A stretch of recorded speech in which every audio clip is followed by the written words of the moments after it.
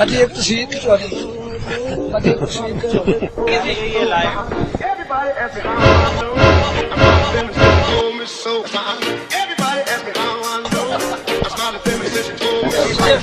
مسلم league نون کی مرکزی secretary اطلاعات مریم اورنگزیب کو مداح کی فرمائش پوری کرنا مہنگا پڑ گیا۔